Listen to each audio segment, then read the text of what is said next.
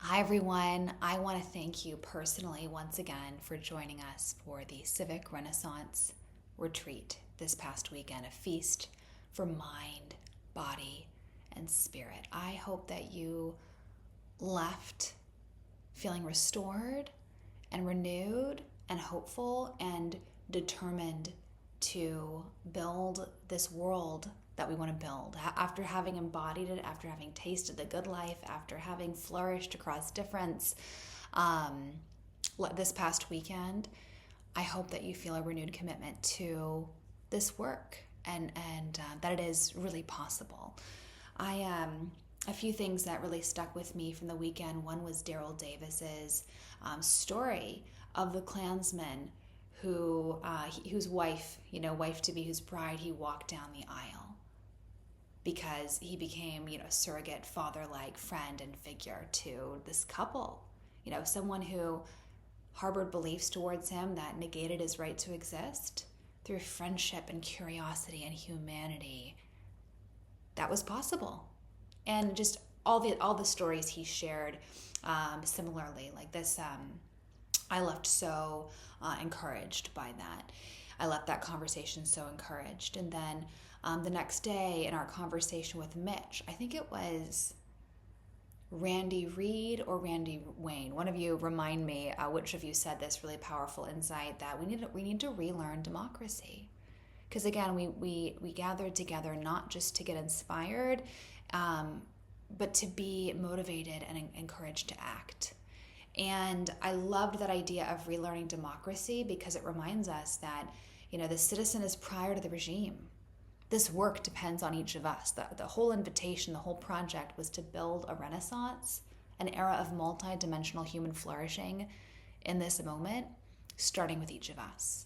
And that every single one of us has way more power to be a part of the solution or to be a part of the problem. And I hope that we have a renewed resolve to be part of the solution by relearning democracy, by holding our public leaders accountable to do this, to practice civility grounded in human dignity, but most importantly, to live it ourselves and how we show up day to day, to cultivate our garden. And again, I gifted you the Commonplace book with the frontispiece to give you that visual metaphor, that visual encouragement of what it means to cultivate one's digital garden, which is all we can control. We can't control what other people do, what they sow, what they cultivate, what they nurture in their plots of land. We can only control ours, but there's power in that. A few things in this email, I've shared with you some of the resources I promised you, such as the Civic Renaissance Playbook, this handbook that I created for local leaders to build and to get started. And again, it's gleaned from what I've seen leaders do using the soul of civility and how they've taken the ideas off the page and into practice. And it has case studies from many of the people that you met this weekend. So there's that. There's also the Petrarch on book hunting. There's the Frank Lloyd Wright article about what is the architecture of freedom, the architecture of human dignity, and how do we build more of that. And other resources as well. If I've forgotten something, please let me know, and I would be happy to share it with you. I've also included the post-retreat survey, and this is an invitation to you to put into writing how you're going to get to work right away. And there are some things, some ideas I have for you to get started, some resources I have for you to get started. One, for example, is to host immediately a Civic Renaissance circle in your community. And this is in the next 30 days to invite people, to meet you at a coffee shop or restaurant, into your home, and share what we did this weekend and say, I want to build something in my community too. Host it at your church, host it anywhere. It's just inviting people, sharing with them what your vision is, what we did this weekend, what we're trying to build, an era of flourishing, invite their perspectives as well, and then put it into practice. And have that be the beginning of something in your own community. Help their vision shape what it is that you want to do. Because again, the vision is for this to be locally owned entirely. And so I've shared with you the Civic Renaissance Circle Starter Kit. And it's not comprehensive. It's just a way for you to get started. It has a script, a sample, kind of the kind of things you could do. You could give them a chapter of the Soul of Civility to read in advance. And then just use that as a canvas, that invitation, that evening, and that chapter to dream together. So that's one tangible thing to do right away in the next 30 days. Gather people, share what we did this weekend, invite their feedback, their vision for flourishing, and then have that, and then grow that circle. I also wanted to share some other ways and also in the post retreat survey, I have invited you to share other ideas you have for ways to get started and ways to continue to build and to grow.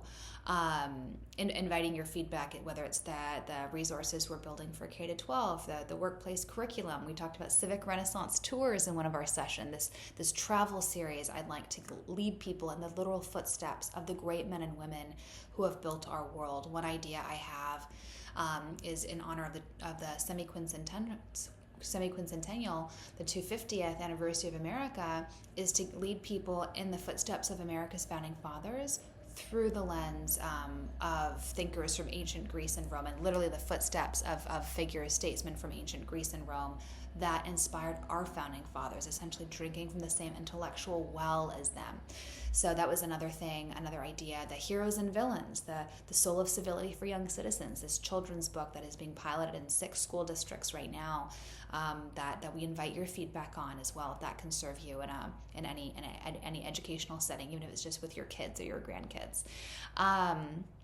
Also, I wanted to invite you to let me know if you want, what are some valuable connections and collaborations moving forward. I invited you to share, if you want us to share your name, your email, and what it is that you're working on with other people and your state with other people, and then we'll put that together in some document that will facilitate productive collaboration. We want you to continue the conversations that you had here in an ongoing way.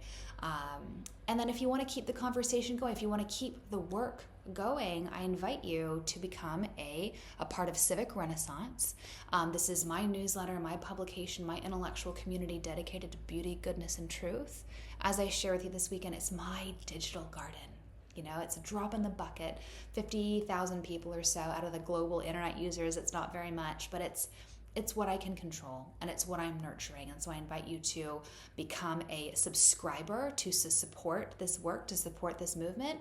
And then once you become a subscriber to Civic Renaissance, you will be enabled to, you get the application to become a Civic Renaissance ambassador in your community. And that it's the ambassadors who get the first and exclusive invitations to events like this weekend, the Civic Renaissance Retreat. We also meet monthly, and we convene and we nurture each other and we encourage each other. We hear what we're working on. We collaborate. I get your advice, you get my advice, and it's a beautiful community of about 100 plus leaders across the world, across politics, geography, and vocation, dedicated to building. And so if you feel inspired after this weekend and you want to keep building, you want to bring something to life in your community, then please, we'd love to have you apply to be a Civic Renaissance ambassador, and we'd love to keep the conversation and the work going. So thank you again for being here. Let me know if I've forgotten anything. And the other thing I invited you to think about is who else should be at the table with us.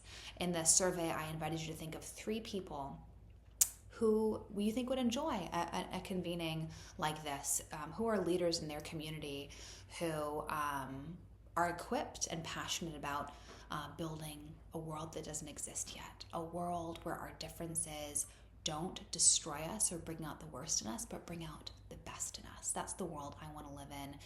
That's the world I want to build for my children. They inform everything that I do, my children.